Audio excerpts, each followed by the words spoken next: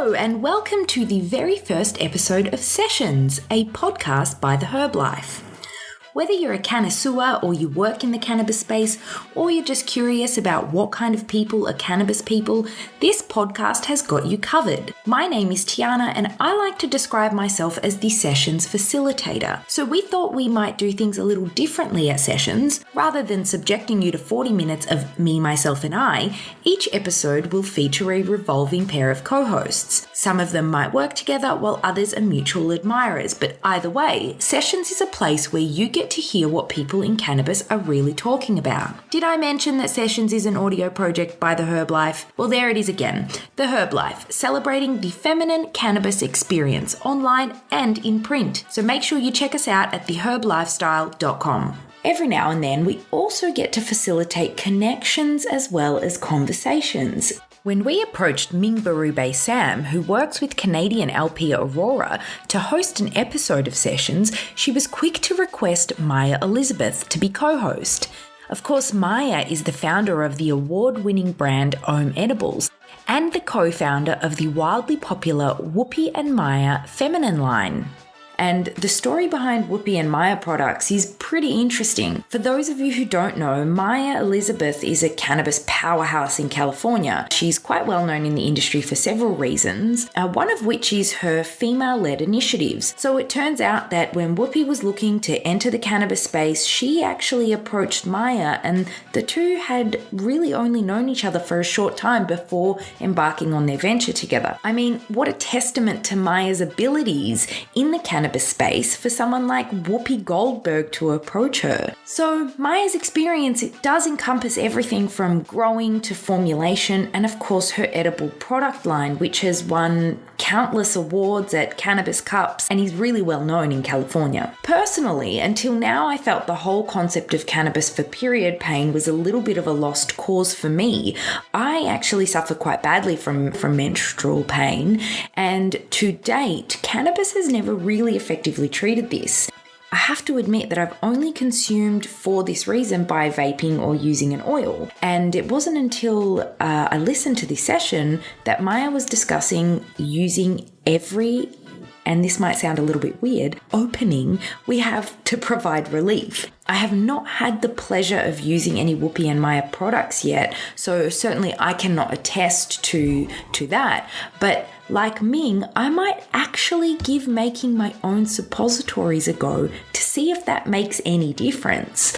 I'll have to let you know on another episode whether that is successful or not. But anyway, moving on. Ming's personal story is also one that I have encountered often with women who consume cannabis. Many times I have found that women are introduced to it from a medical perspective, and that's how they end up adopting it into their daily lives. After experiencing a series of traumatic brain injuries, Ming spent 3 years searching for relief, and it led to her discovering the medical benefits of cannabis, which, as you can imagine, has transformed Ming's life and informed her career. Through both her career and her own experience, she has developed a deep respect for the cannabis plant and its vast healing and wellness capacities. Now she spends her days tirelessly working to inform on the benefits of cannabis while decreasing the stigma around its use. And this is exactly why we're excited to have both of these women on the show today.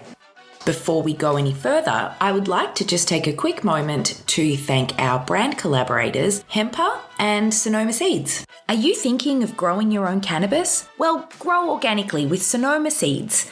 You'll find the best cannabis strains from around the world at sonomaseeds.com. Hempa. It's the best 420 subscription service and online head shop. Their experts hand-pick 10 items every month to pack into your Hempa box, delivering $100 of value for only $29.99 right to your door. All boxes are shipped in plain packaging since Hempa values your privacy as much as their own. Visit hempa.co for more info. On another note, I'd also like to appeal to your great big heart and ask that you leave a review on whatever platform you're using to listen to our show. It does make a world of difference to us, and it takes less than 60 seconds of your time. But let me tell you this, we place a lot of value on that 60 seconds. So each episode, we will be selecting 2 of our reviewers to get a free copy of the latest edition of the Herb Life print magazine, which coincidentally is available for pre-order right now at theherblifestyle.com. And if that's not enough, each reviewer also goes into the draw to win a PAX vaporizer at the end of the season, plus some other awesome gifts. I am going to be honest with you though, I'm not going to select you if you give me a bad review. I'm just saying, fair warning. So, make sure you check us out online at theherblifestyle.com and follow us on whichever social channels we have in common. We're always putting out content that is sure to inspire. Now that the formalities are out of the way, I am going to pass it on to Ming and Maya.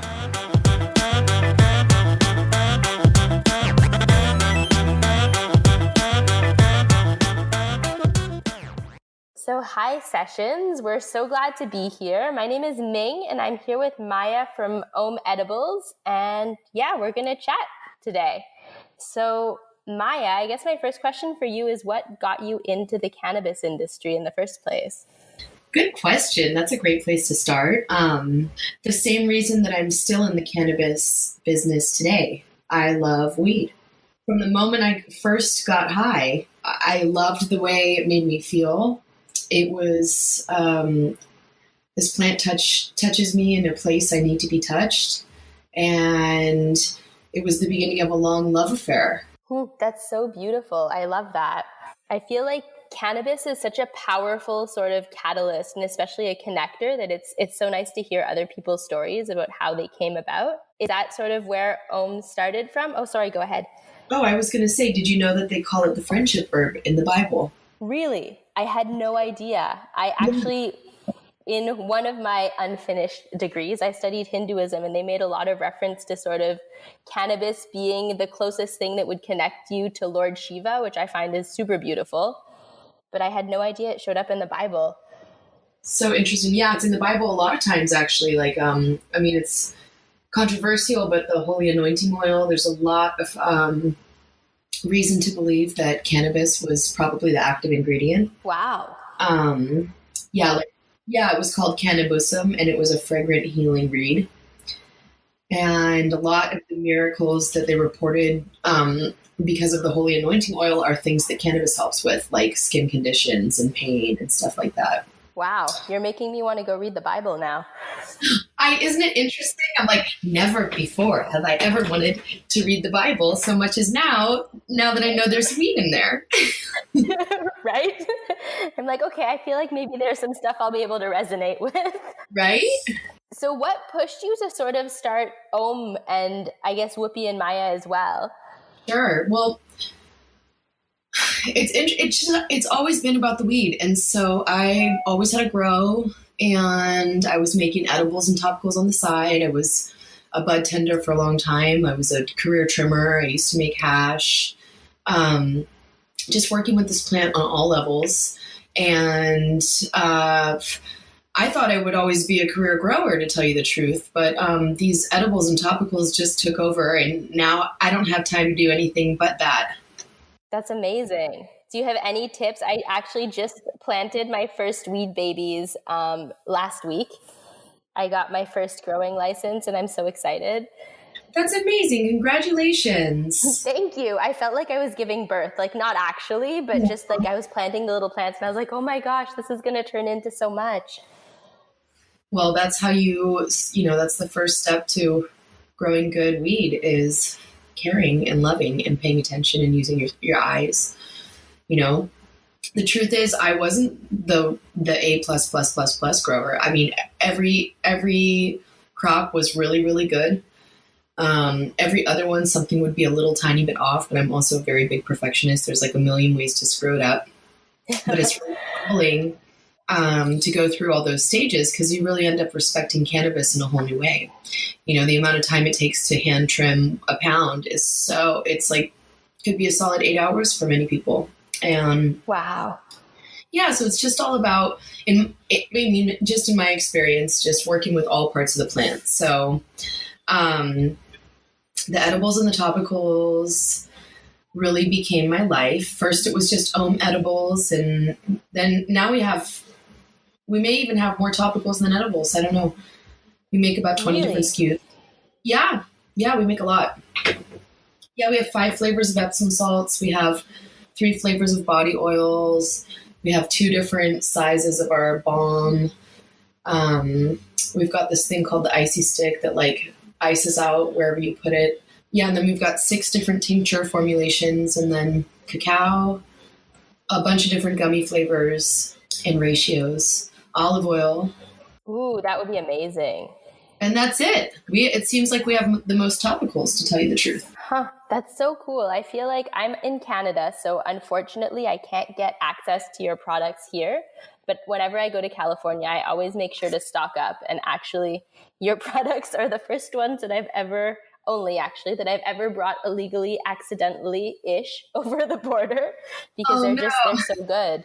It was one of those horrible things where we were driving into Victoria and I was like, shit, I still have like a topical and the cacao in my bag. And I was just like, I ripped off the labels and was like, pray for the best. No. Probably not very smart, but still. Well, I'm glad that you made it.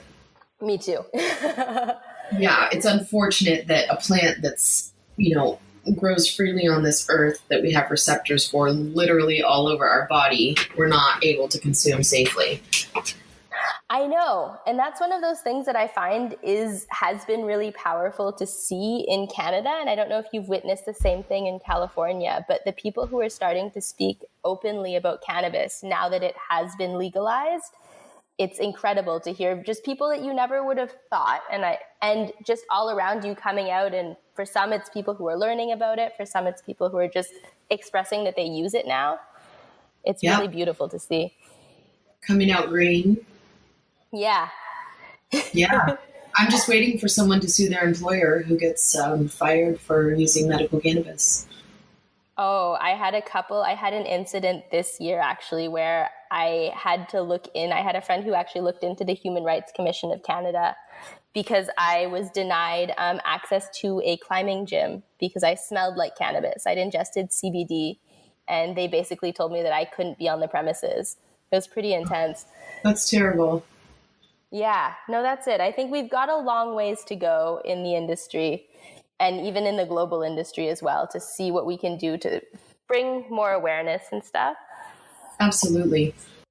So the real reason, well, there are many reasons I wanted to talk to you today, but one of the main ones was really speaking about sort of women in cannabis, because especially in Canada, I've noticed that this has become a very male-driven industry. And there's the odd anomaly here and there, but I think that your brand is one that really encompasses sort of women and women using cannabis and empowering other women. And I'd love to chat about that a little bit with you. Great. Yeah. So how does it feel to be a women-run company in California? I don't have much of a pulse on the industry out there. And yeah, are there many around you who are running women-run cannabis industries, or do you feel like you're a bit of an outlier? There are a few other female-owned and operated companies out there, for sure. It feels great to be female-owned and operated. I love men, first of all. Not that I feel the need to clear the air, but I'm actually totally straight. I'm sure people probably think I'm a lesbian with the way I'm always like, we hire women and all this stuff, but the truth is I'm totally straight. I love domesticated roles for myself personally. I can't speak for anybody else, but I personally love to cook for my man. I love a man who wants to go, be the man and win the bread and all the things. But the truth is, this juicy own thing, we just happen to do better with women as our employees. Our work, it's so detail oriented. We've got about 13 employees right now, and 2 of them are men. But the rest are women, and we've hired men in the past. It just seems to be, I don't mean to be mean, but just flows a lot better when we hire our girls. And we didn't mean to appeal mostly to women. We just make the kind of products that we love, and we definitely have products that men love and enjoy. Don't get me wrong. It's interesting because 51% of our followers on Instagram are men. But everybody views us as a female-leaned company, So for me personally, my technique for operating in this dimension has been if I can win the awards and get the accolades, if I could just basically do better based on skill and formulation, literally putting my money where my mouth is, who's even here to talk about anything? Let's just battle, And I don't mean it in like a mean battle way, but it's like, for any person who questions whether a woman belongs in this industry, it's like, well, you can try our products and you can see for yourself, and you can try our competition and you can see what you like better, and you be the judge, because that's my technique. Everything else falls to the side and is basically irrelevant when you focus on the task at hand. And I'm really working for a higher purpose here. Like, I'm here to get my products to the people, and that's my wave of activism. I ripple them out, and each one's a moment of relief for people to hopefully relieve themselves, whether it's from insomnia, a skin condition, pain, anxiety, depression, being a workaholic, trying to get off opioids, like whatever it could be. Like, each and every product that we make is literally an opportunity for somebody to feel relief. So I take it really seriously. And I know that if I stick to my mission like glue and I stay aligned with what I'm here to do, everything else falls into place. You know, so people see these accolades from competitions and, you know, they're like, oh, well, who's that? I mean, with all these awards, who's that? And then they look us up, and lo and behold, we're a bunch of girls. And does that make me feel good? Fuck yes, it does. It makes me feel really good. That's awesome. I'm proud because I know we earned our way fair and square, you know? Yeah. So we're here to do the work. And that's one thing I've always found so powerful with OM, is that you guys clearly have this mission that you're subscribing to so strongly that it just shines through everything that you do. It's like you can just see that it's just good. You know what I mean? Thanks, sweetie. I really appreciate you seeing that in us. Oh, it's my pleasure. It's kind of funny. It's a little bit your fault that I'm actually in the cannabis industry, believe it or not. So yeah, I ran into your products years ago when I was in California. I had always used cannabis recreationally, and I'd never thought about using it medically, which is ridiculous because I have a lot of neurological issues, and cannabis is so good for the brain, which sounds a bit weird. But well, you didn't realize that you were probably using it medicinally unconsciously. That's exactly it. And so as I was on this whirlwind trip in California, educating myself, I went to a dispensary called Emerald Farms. Oh, I love Emerald Farms. I'm so glad you went there. Yeah, it was a completely weirdly magical experience. Like, I walked in there and it's like I'd felt something in my body, that something had clicked. And I spoke with Chelsea there, and we spoke for a really, really long time. I think I was in there for like 2-3 hours. And Chelsea's my very good friend. Really? Oh, that's why she mentioned you, and she showed me all of your products, and I left with a couple things that she really wonderfully gifted me, because at the time California was not a legal state. Anyway, I managed to get some of your products and I tried them, and seeing that not only there was an industry out there that could do this, but also that there was a company that was run by women that was making this kind of stuff just inspired me. And the minute I figured out the Canadian industry, I started pushing to get into it. That's amazing. So thank you. Yeah. And what are you doing now in the industry? So I work for one of the licensed producers of cannabis here in Canada, and I do business development. So I work more on the medical side, which is really interesting. I get to speak to a lot of doctors, and it's interesting to sort of get to have conversations with people who don't necessarily believe cannabis is anything other than, you know, a drug for stoners, and to start bringing that education and that change in mindset. Yeah. So that's what I've been doing for the past few years. And yeah. Good for you. That's amazing. So you're basically educating the doctors, or are the doctors doing studies and you're checking in with them, or? So I'm educating doctors. I have a little bit of a soft spot for women in cannabis. So I have been looking, just for myself personally, I've used cannabis for menstrual cramps for years now, and I've tried to make my own topicals. I've used yours actually as well. And so I'm starting to try and bring that conversation to doctors. So actually my mission this year has been to speak to as many gynecologists as I can about cannabis for endometriosis, cannabis for perhaps like more neuropathic pain issues like vulvodynia or something like that, where women are really suffering. And it's an area of medicine where doctors don't tend to focus as much. So I think I'm hoping that I'll be able to start bringing some awareness, or at least some studies or something there. Well, you know, you can just like tell all the girls that they can dip their tampon in coconut oil that's clean and organic medicated coconut oil, and it's like applying a topical to your uterus. I love that. I'd never actually thought of that. You're giving me a reason to use tampons now. Well, or a suppository of some sort. I mean, I really feel that suppositories are the future. Like, you got to realize that cannabinoids have to make contact with receptors to make a lock and key effect. So every entryway that we have is a way to make contact. So that's why utilizing, and I know this is going to sound crazy, but like utilizing the colon, the yoni. Okay, yeah. If people are really sick and dealing with things or in a lot of pain, like endometriosis, like utilizing those entryways because they don't get your head, quote, high, quote, but they make quick contact for cancer cells or abnormal cells of any sort, or bacteria, viruses, funguses. Cannabinoids are antifungal, antiviral, antibacterial, and antimicrobial.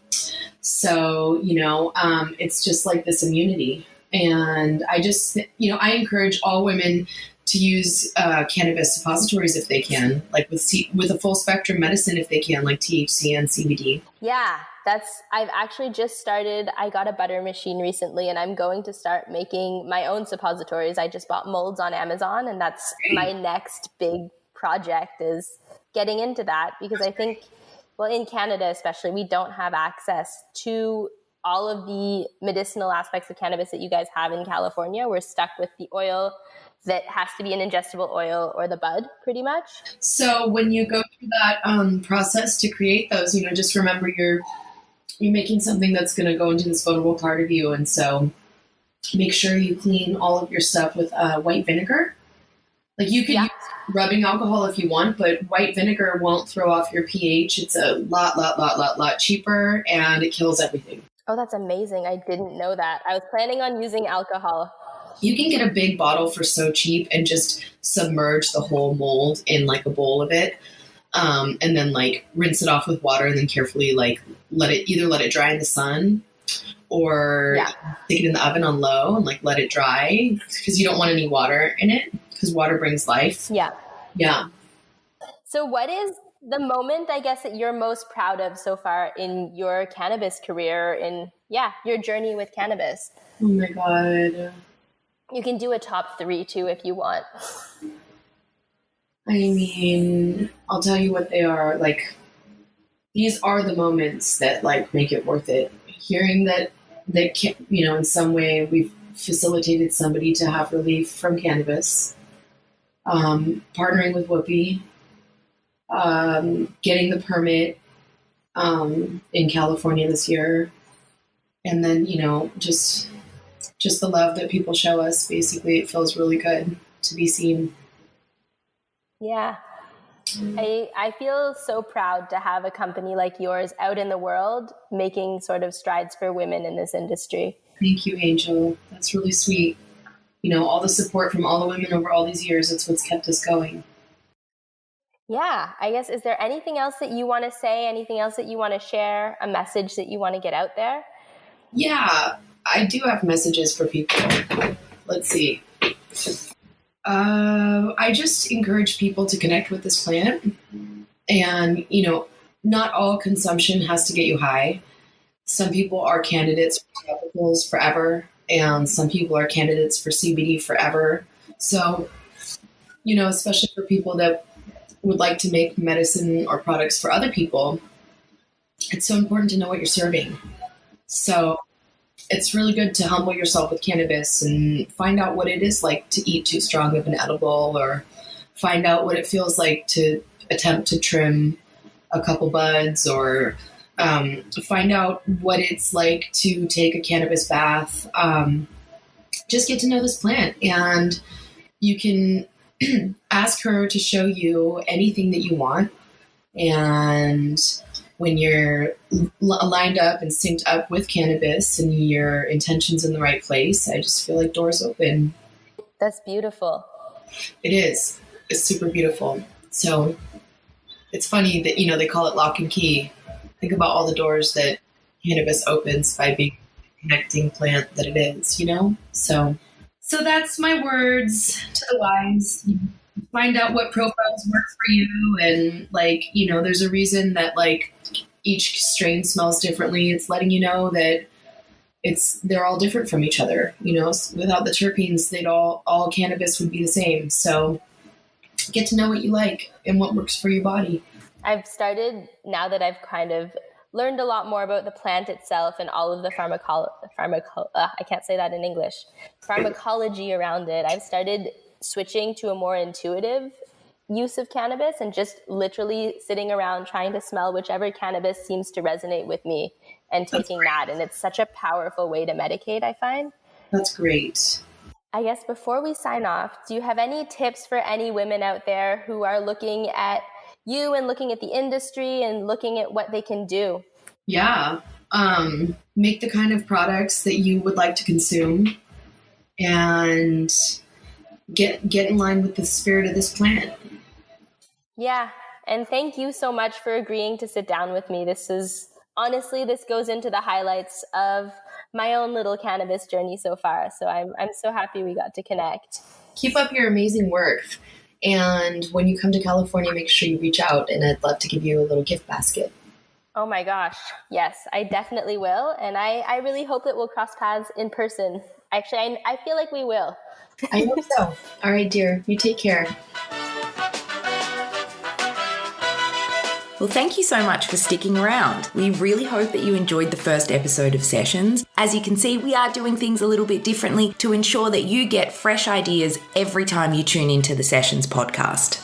Once again, a big thank you to the wonderful Ming and Maya. Their details can be found in the show notes for this episode. As always, if you like what you heard and if you're keen on hearing more of my carefully crafted outros, please take a moment to leave a review. And to prove how grateful we are, we'll be giving 2 of our reviewers a free copy of Volume 2 of the Herbalife magazine, which is coming out this month. And that's not all. You'll also be entered into the draw to win a PAX Vaporizer at the conclusion of Sessions Season 1.